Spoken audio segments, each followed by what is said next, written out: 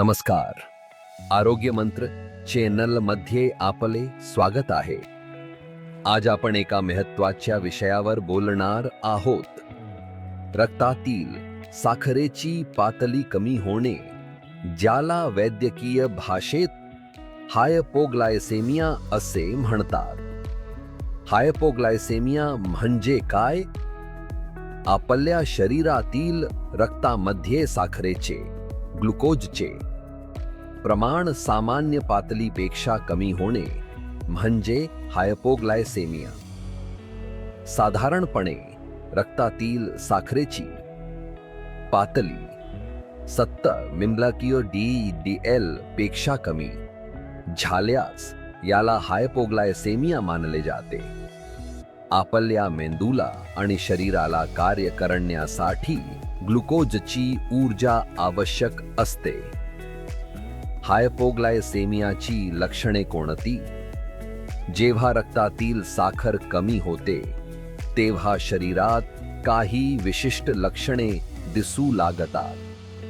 ही लक्षणे प्रत्येक व्यक्तीमध्ये थोडी वेगळी असू शकतात, पण काही सामान्य लक्षणे अशी आहेत: घाबरल्यासारखे वाटणे, चिंता किंवा अस्वस्थता, घाम येणे, थंड घाम, हात-पाय थरथर कापणे, भूक वाढणे, चक्कर येणे किंवा डोके हलके वाटणे, हृदयाचे ठोके वाढणे, डोके दुखणे, अस्पष्ट दिसणे किंवा दुहेरी दिसणे, थकवा किंवा अशक्तपणा जाणवणे, गोंधळलेली मनस्थिती, चिडचिड, काही गंभीर प्रकरणांमध्ये बेशुद्ध पडणे किंवा झटके येणे. हायपोग्लायसेमियाची कारणे काय असू शकतात? रक्तातील साखर कमी होण्याची अनेक कारणे असू शकतात, विशेषतः मधुमेह असलेल्या व्यक्तींमध्ये. औषधांचा जास्त डोस, मधुमेहाची औषधे, विशेषतः इन्सुलिन किंवा सल्फोनिलयुरिया, जास्त प्रमाणात घेतल्यास. जेवण वगळणे किंवा उशिरा जेवण करणे, औषध घेऊनही वेळेवर जेवण न केल्यास. कमी जेवण, गरजेपेक्षा कमी आहार घेतल्यास. जास्त व्यायाम, नेहमीपेक्षा जास्त शारीरिक व्यायाम केल्यास, खास करून जेवणानंतर. अल्कोहोलचे सेवन, रिकाम्या पोटी अल्कोहोल प्यायल्यास रक्तातील साखर वेगाने कमी होऊ शकते.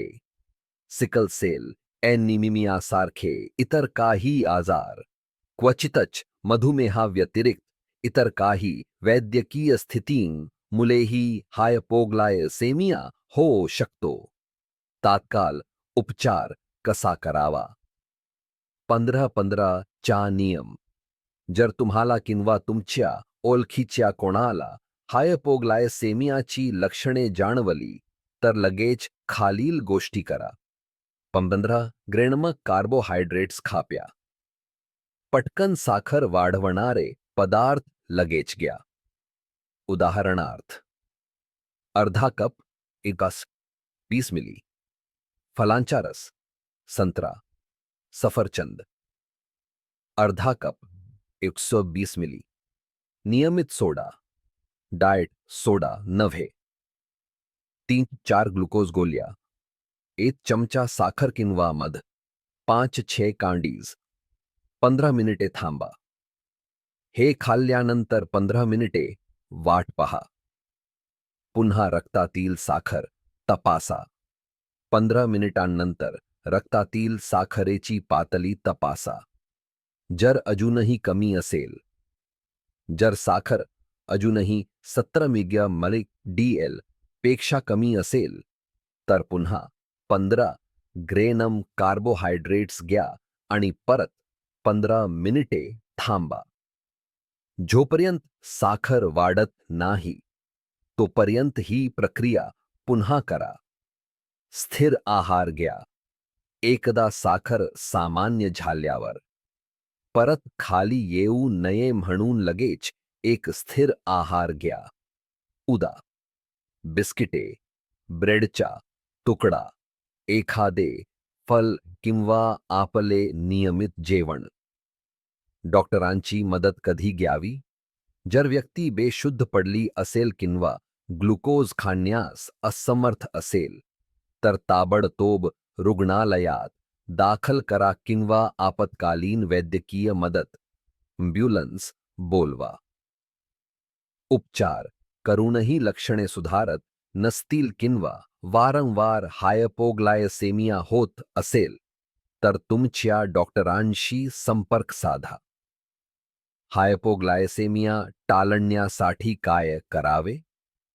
नियमित जेवण. वेळेवर आणि नियमित जेवण घ्या. जेवणाच्या वेळापाला. औषधे वेळेवर घ्या. डॉक्टरांच्या सल्ल्यानुसार औषधे किंवा इन्सुलिनचा डोस वेळेवर घ्या. डोस चुकवू नका किंवा कमी जास्त करू नका. रक्तातील साखरेची नियमित तपासणी. डॉक्टरांच्या सल्ल्यानुसार रक्तातील साखरेची पातळी नियमितपणे तपासा. व्यायामाचे नियोजन. व्यायाम करण्यापूर्वी आणि नंतर साखरेची पातळी तपासा. जास्त व्यायाम करत असाल तर डॉक्टरांशी बोलून इन्सुलिनचा डोस किंवा आहाराचे प्रमाण समायोजित करा. जवळ नेहमी साखर ठेवा. ग्लुकोज गोळ्या, कंडीज किंवा फलांचा रस नेहमी जवळ बाळगा. अल्कोहोल मर्यादित करा. अल्कोहोलचे सेवन टाळा किंवा खूप कमी प्रमाणात करा आणि ते कधीही रिकाम्या पोटी घेऊ नका. Medical alert ID. मधुमेह असल्यास एक मेडिकल अलर्ट ब्रेसलेट किंवा कार्ड नेहमी जवळ ठेवा ज्यावर तुमच्या मधुमेहाची माहिती आणि आपत्कालीन संपर्क क्रमांक असतील. या माहितीमुळे तुम्हाला हायपोग्लायसेमियाबद्दल अधिक चांगल्या प्रकारे समजले असेल अशी आशा आहे. तुमच्या काही शंका किंवा प्रश्न असल्यास कृपया खालील कमेंट बॉक्समध्ये नक्की विचारा.